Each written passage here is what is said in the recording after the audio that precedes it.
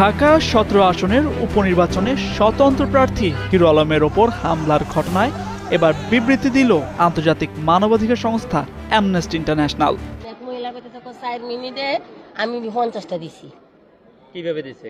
কাকে দিয়েছে? এই যে কথা নহরে বাইরে এসে আর দিছে হইছে আকলিমা কইতাম বলে। আকলিমা মনে থাক দুই বুলিয়া যায়। পরে আমি কি করব?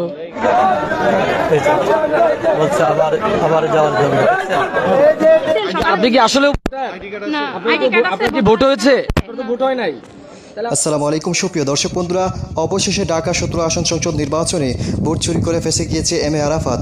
দর্শক বন্ধুরা, একদিকে হিরো আলমের উপর হামলাকে কেন্দ্র করে পুরো বিশ্ব জেগে উঠেছে, কিন্তু অন্যদিকে হঠাৎ করে ভোট চুরির এমন কিছু ভিডিও ফাঁস হয়েছে যে ভিডিওগুলোর কারণে এবার ফেঁসে গিয়েছে আওয়ামী লীগ সরকার এবং এম এ আরাফাত। তো দর্শক বন্ধুরা, আপনাদের মাঝে এমন কিছু ভিডিও তুলে ধরবো যে ভিডিওগুলো দেখলে আপনারা অবাক হয়ে যাবেন কীভাবে অবশেষে সেই সকল বিষয়গুলোর রহস্য উন্মোচন হয়েছে এবং সেই সাথে আওয়ামী লীগের সুষ্ঠু নির্বাচনের যে ভূমিকা রেখেছে তাই প্রমাণ পেয়েছে। তো দর্শক বন্ধুরা, চলুন আমরা সেই সকল বিষয়গুলো জেনে নেই এবং আপনাদের মাঝে বেশ কয়েকটি ভিডিও তুলে ধরবো। সেই ভিডিওগুলো দেখলে আপনারা অবাক হয়ে যাবেন কীভাবে শেষ পর্যন্ত এই সকল গোপন তথ্য বেরিয়ে আসছে। তো দর্শক বন্ধুরা, এবং সেই সাথে আন্তর্জাতিক মহল থেকে হিরো আলমের উপর এমন কিছু বার্তা এসেছে যেই বার্তাগুলো হিরো আলমের জন্য অত্যন্ত সুসংবাদ। তো দর্শক বন্ধুরা, চলুন আমরা সেই ভিডিওগুলো দেখে আসি।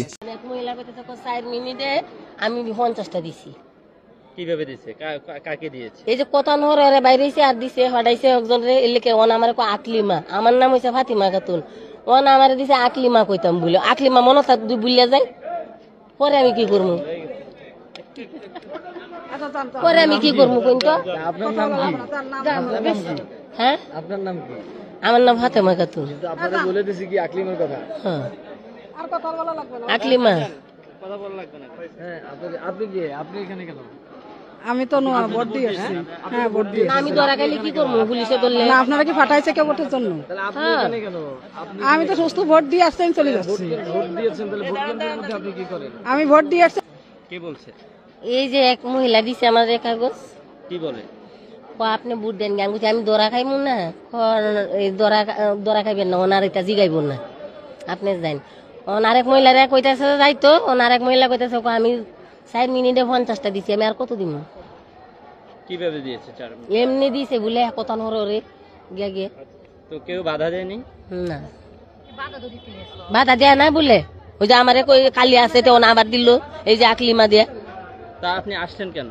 আমি কইছি তো মানে না এরা। আমার পুলিশ দেখে ডরে আমার এই ওয়াটাই একটা রিলিফ হতে না জিন্দিগি পাঠাইছে, কিন্তু আপনি আসেন কেন?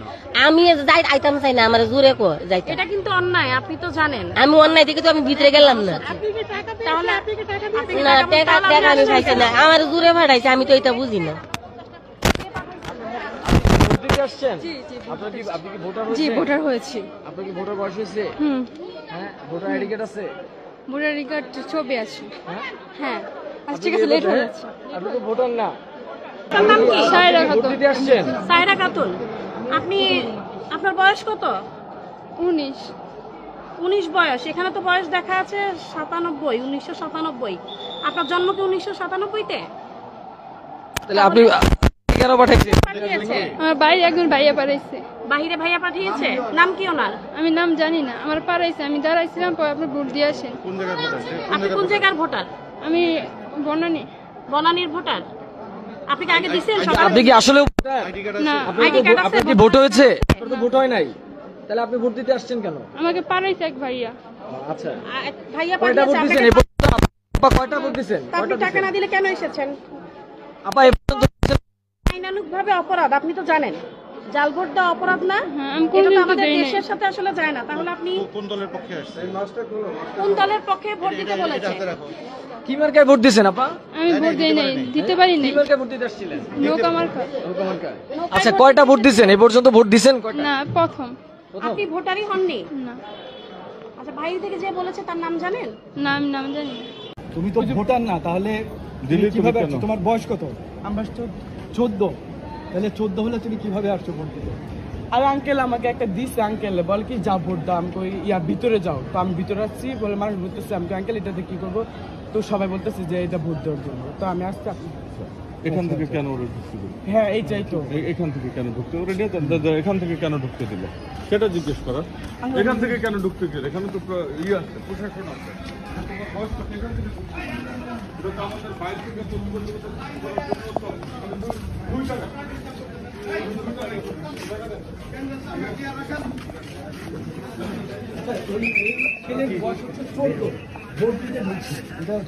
কিভাবে ওই যে স্লিপ, ওই যে ভোটার স্লিপ দিয়ে বলছে ভোট দিতে, বলছে আবার যাওয়ার জন্য। এই যে বের হলো,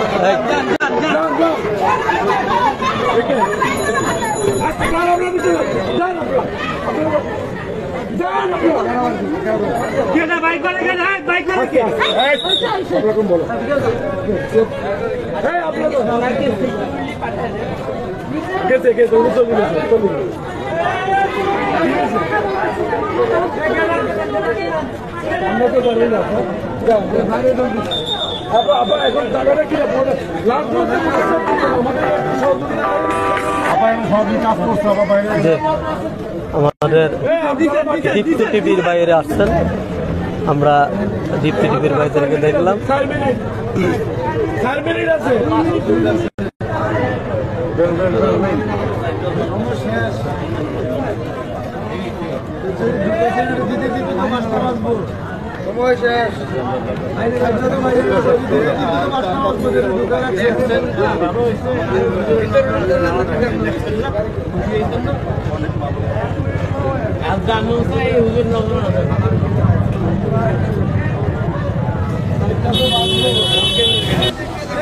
ঢাকা 17 আসনের উপনির্বাচনে স্বতন্ত্র প্রার্থী হিরো আলমের ওপর হামলার ঘটনায় এবার বিবৃতি দিল আন্তর্জাতিক মানবাধিকার সংস্থা অ্যামনেস্টি ইন্টারন্যাশনাল।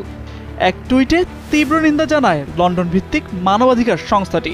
একই সঙ্গে ঘটনাটির নিরপেক্ষ তদন্তের দাবিও করেছে তারা। টুইটে সংস্থাটি বলছে 2024 সালের শুরুতে অনুষ্ঠিত হবে দ্বাদশ জাতীয় সংসদ নির্বাচন। তবে তার আগেই সাধারণ নির্বাচনে হিরো আলমের ওপর হামলা একটি আতঙ্কের বার্তা দিচ্ছে। সরকারকে অবশ্যই এই হামলার নিরপেক্ষ তদন্ত এবং অপরাধীদের জবাবদিহির আওতায় আনতে হবে। নির্বাচনের আগে পরে অবশ্যই মানবাধিকারকে সবসময় সমুন্নত রাখতে হবে বলেও টুইটে উল্লেখ করা হয়। দর্শক বন্ধুরা, আপনারা হয়তো এই ভিডিওগুলো দেখে এবং এই সকল তথ্যগুলো জেনে অবশ্যই বুঝতে পেরেছেন অবশেষে হিরো আলমের জন্য যে সুখবর আসছে এবং সেই সাথে আওয়ামী লীগের সুষ্ঠু নির্বাচনের যে ভূমিকা রেখেছে সেটাই হয়তো পুরো বিশ্ব দেখতে পারবে। এবং সেই সাথে একজন মহিলা 4 মিনিটে 50টি ভোট দিয়েছে, অথচ বলতে যাচ্ছে আরও ভোট দেওয়ার জন্য। তো দর্শক বন্ধুরা, এবং সেই সাথে আপনারা পুরো ভিডিওগুলো দেখে এবং এই সকল তথ্যগুলো জেনে আপনাদের কাছে কি মনে হচ্ছে? তাহলে কি অবশেষে ফেসে গিয়েছে আওয়ামী লীগ সরকার এবং এম এ আরাফাত? তো দর্শক বন্ধুরা, আপনাদের মতামত কমেন্ট বক্সে জানিয়ে দেবেন। তো ভালো থাকুন, সুস্থ থাকুন, আল্লাহ হাফিজ, আসসালামু আলাইকুম ওয়া রাহমাতুল্লাহ।